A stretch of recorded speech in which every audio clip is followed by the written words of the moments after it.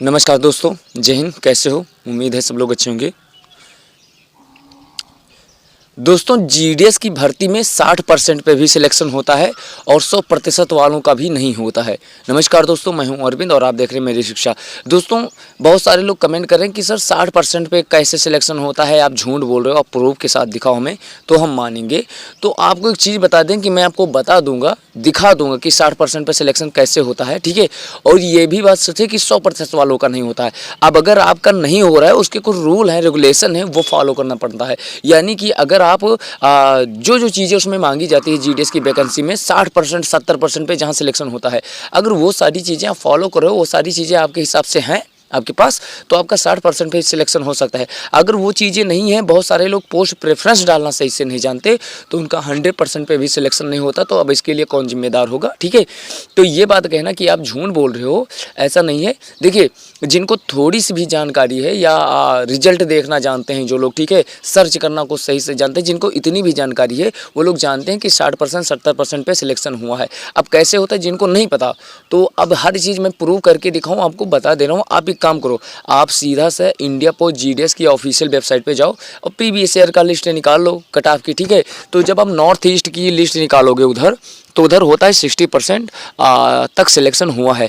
But एक चीज़ उसमें यह है कि अब ये चीज़ मान सकते हैं हम कि वहाँ का कुछ कंडीशन अलग है। कंडीशन इसलिए अलग है कि वो ये बोलता है कि आपको वहाँ की लोकल लैंग्वेज आनी चाहिए। यानी कि लोकल लैंग्वेज वहाँ की जो है, जैसे 60% पे सिलेक्शन चाहिए तो वहाँ की लोकल लैंग्वेज आपको आने, गोरा खासी ये सारी जो उधर की लैंग्वेज हैं, अगर आपको ये आती है तो वहाँ से कुछ डिवीज़न ऐसे हैं जहाँ से आप अगर अप्लाई करते हो तो आपका 60% पे भी सिलेक्शन होता है। लेकिन अगर ये लैंग्वेज आपको नहीं आती तो आप अप्लाई नहीं कर सकते हो। कहने का मतलब ये है दोस्तों कि मैंने ये नहीं बताया कि सबका 60% पे हो जाता है। कुछ ऐसे डिवीज़न हैं, वो भी खास तौर पे नॉर्थ ईस्ट में, जहाँ 60% तक की कट ऑफ चली जाती है आसानी से। कुछ डिवीज़न में ऐसा सिलेक्शन होता है।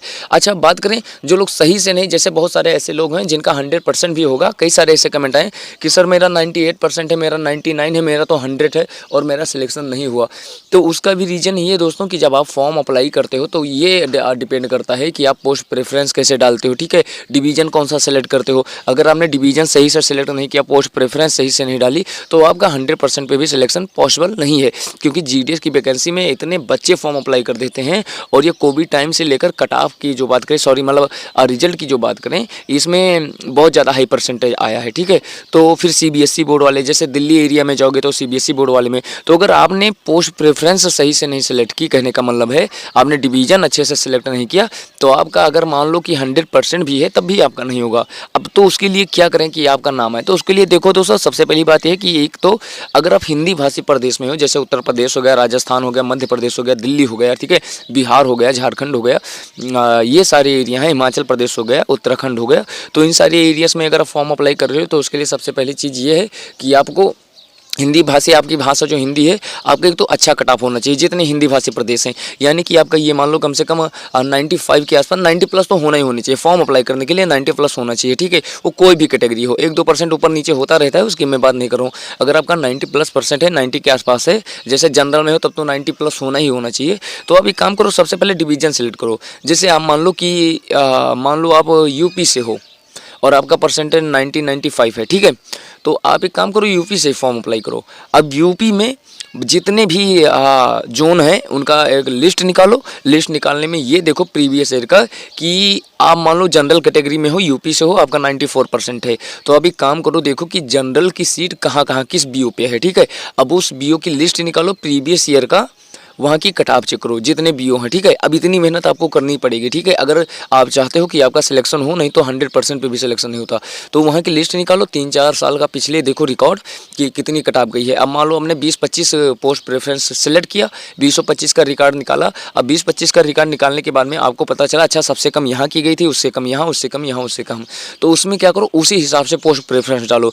यानी कि कोई एक बीओ है जहाँ की कट ऑफ सबसे कम गई थी, तो पहला पोस्ट प्रेफरेंस पे ऑप्शन वही रखो, ठीक है। तो ऐसे करके अगर आप अप्लाई करते हो, पोस्ट प्रेफरेंस अच्छे से सिलेक्ट कर लेते हो, लिस्ट निकाल लेते हो, सारी चीज़ें चेक कर लेते हो, तो आपके क्या होता है कि ये गारंटी कोई नहीं लेता कि आपका सिलेक्शन हो जाएगा, लेकिन आपके सिलेक्शन होने का जो चांस होता है वो ज़्यादा होता है।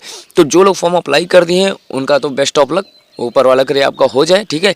लेकिन जो लोग अभी तक अप्लाई नहीं किए हैं तो वो ये चीज़ ज़रूर करें कि आप जहाँ से भी हो पहले ये चेक करो कि आप जहाँ से अप्लाई करो। बहुत सारी गलतियाँ जानते हो क्या होते हैं, लोग गए ऐसे अंधे में झोंक दिए, 30-35 पोस्ट प्रेफरेंस डाल दिए। अब उनको ये चीज़ नहीं पता है कि जिस कैटेगरी में है उसमें से 10 बीओ ऐसे है जहां उस कैटेगरी की सीट ही नहीं है। जैसे मान लो मैं जनरल हूँ, मैंने आंख बंद करके 40 पोस्ट प्रेफरेंस 25 पोस्ट प्रेफरेंस कर दिया। अब उसमें 5-6 ऐसे हैं जहाँ पता लगा कि यहाँ जनरल की सीट ही नहीं है, तो वो हमारा बेकार हुआ ना, पोस्ट प्रेफरेंस डालने का कोई फ़ायदा हुआ नहीं। और आप सबने पता लगा आपने पहला, दूसरा, तीसरा उसको रोक दिया है। तो जब भी फॉर्म अप्लाई करो ये चीज़ चेक करो कि जहाँ जहाँ का पोस्ट प्रेफरेंस आप डाल रहे हो वहाँ आपकी सीट है कि नहीं, जिस कैटेगरी में हो। अगर ये सारी चीज़ें अच्छे से चेक करके डालते हो तो आपका सिलेक्शन होने का चांस ज़्यादा है, ठीक है। बाकी अगर आपके कोई सवाल होंगे तो आप कीजिएगा कमेंट, ठीक है। मिलते हैं किसी नई अपडेट के साथ, तब तक अपना ख्याल रखिएगा। नमस्कार, जय हिंद।